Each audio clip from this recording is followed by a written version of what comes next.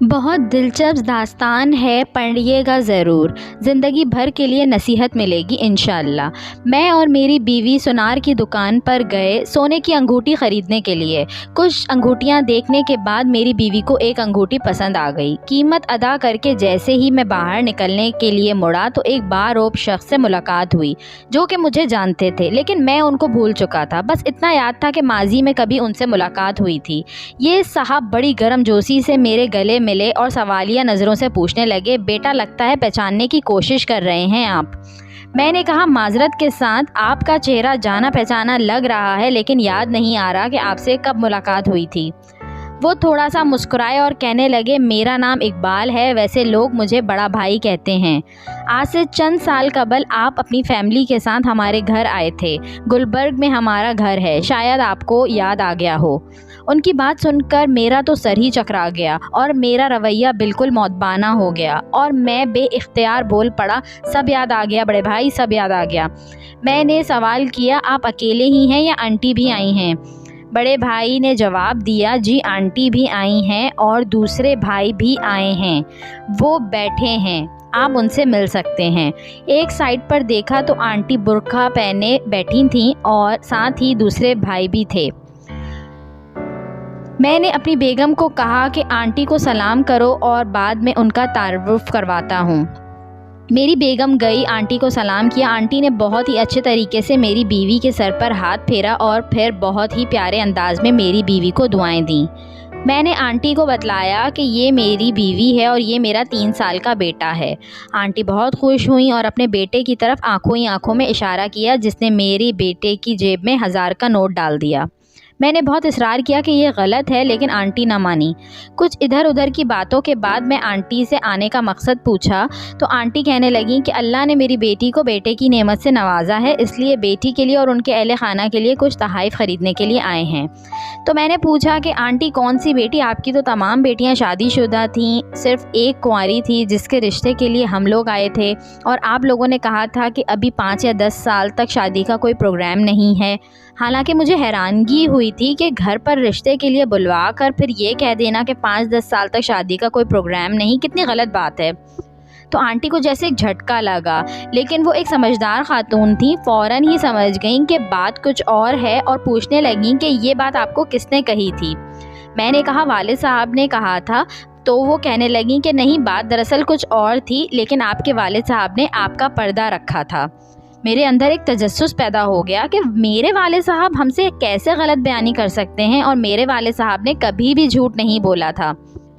Aunty نے اپنے بیٹوں کو کہا کہ مجھے میرے بیٹے کے ساتھ اکیلا چھوڑ دیں، اور میں نے بھی اپنی بیگم کو کہا کہ تم تھوڑا سا وقت مجھے دو، بچے کو کچھ کھلاؤ پلاؤ۔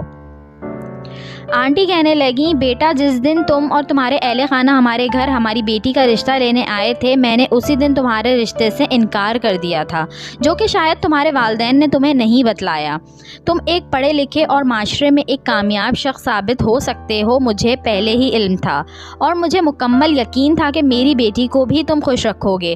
لیکن نئے لوگوں سے رشتہ جوڑنے کے لیے صرف لڑکے کو ہی نہیں دیکھا جاتا، بلکہ اس کے مکمل خاندان کو دیکھا جاتا ہے، کیونکہ ہم نے مستقبل میں آپس میں میل جول رکھنا ہوتا ہے۔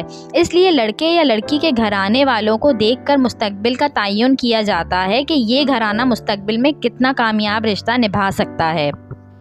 کیونکہ زندگی میں اتار چڑھاؤ آتے رہتے ہیں اور ان حالات میں ہم کو کسی اپنے کی ضرورت ہوتی ہے، اس لیے ہم کسی ایسے سے رشتہ نہیں جوڑتے جو خوشیوں میں ہمارے ساتھ ہو، لیکن حالات کے خراب ہوتے ہی وہ ہم سے جدا ہو جائے۔ تو اس لیے میں نے اس دن آپ کے والد اور والدہ صاحبہ کو صاف صاف انکار کر دیا تھا۔ ہو سکتا ہے کہ انہوں نے آپ کو درست بات نہ بتلائی ہو۔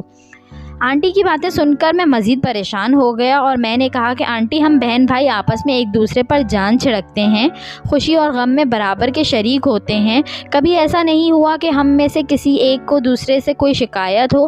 اگر آپ برا محسوس نہ کریں تو آپ 100% درست ہوں کہ آپ کو ہمارے خاندان کو پرکھنے میں غلطی ہوئی ہے۔ आंटी ने एक सर्द आह ली और कहा, बेटा अभी तुम बहुत छोटे हो, जो चीज़ें मैं देख सकती हूँ तुम उनकी तरफ कभी सोच भी नहीं सकते। मेरे इस्तफसार पर आंटी ने कहा कि मेरा अंदाज़ा कभी गलत नहीं होता, चलो मैं तुमको बतलाती हूँ।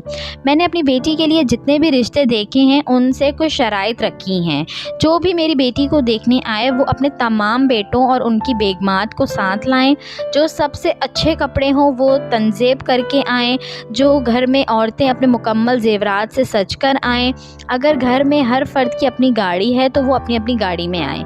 ये शराइत बहुत अजीब थी, लेकिन बाज़ लोगों ने इसका मतलब ये लिया कि शायद हम लड़के वालों की माली हालात देखना चाहते हैं, लेकिन ऐसी बात नहीं है। अब जब आपके अहले खाना हमारे घर तशरीफ़ लाए थे तो मैंने सबसे पहले तुम्हारे दोनों भाइयों की गाड़ियाँ देखी, जो कि कदर महंगी थीं, जबकि तुम्हारे वालिद साहब की गाड़ी की मालियत इतनी नहीं थी जितनी तुम्हारे दोनों भाइयों की गाड़ियों की कीमत थी।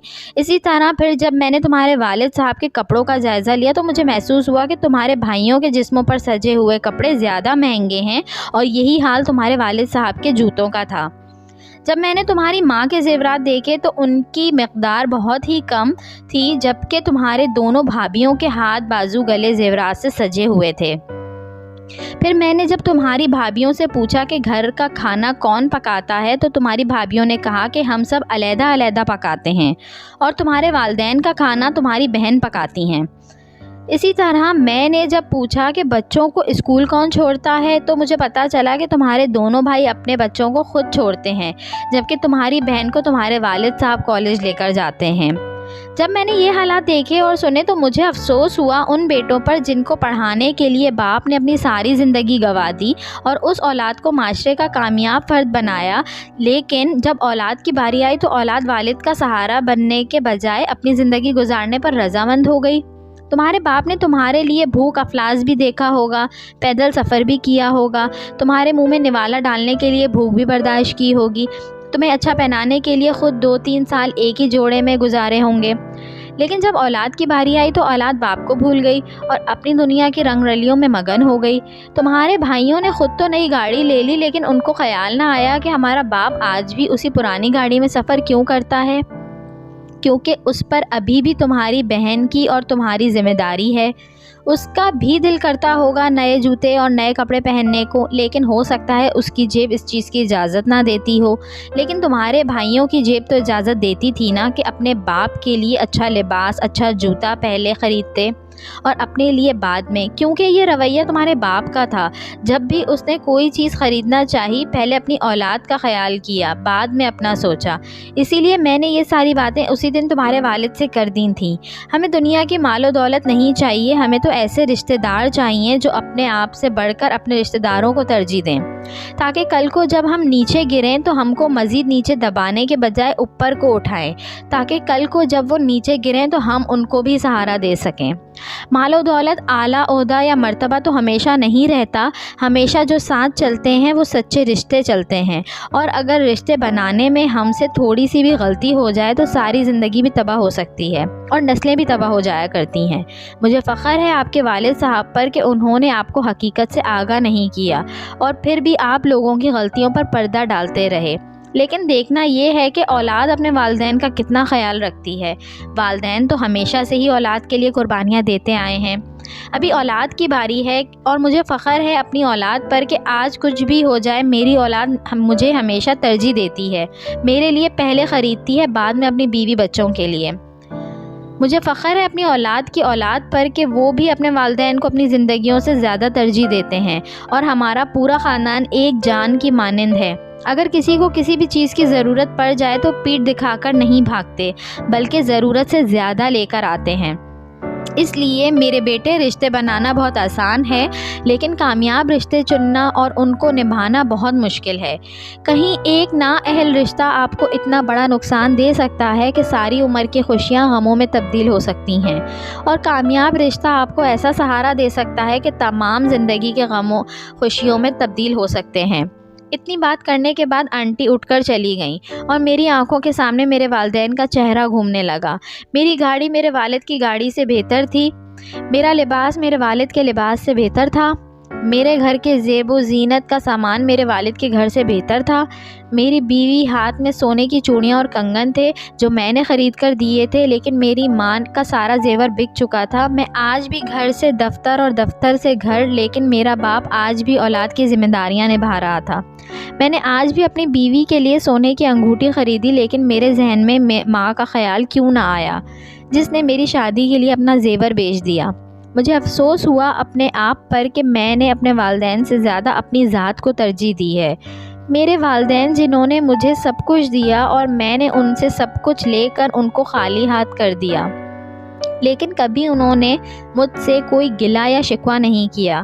میرے والدین کل بھی عظیم تھے اور آج بھی عظیم ہیں، اور میں کل بھی ناکام تھا اور آج بھی ویڈیو ناکام اچھی لگی ہوں۔ ہو تو اس کو لائک کریں، شیئر کریں اور میرے چینل کو سبسکرائب کریں، اور ساتھ ہی بیل آئیکن کو بھی پریس کر دیجئے تاکہ میری نئے آنے والی ویڈیو آپ کو مل سکے۔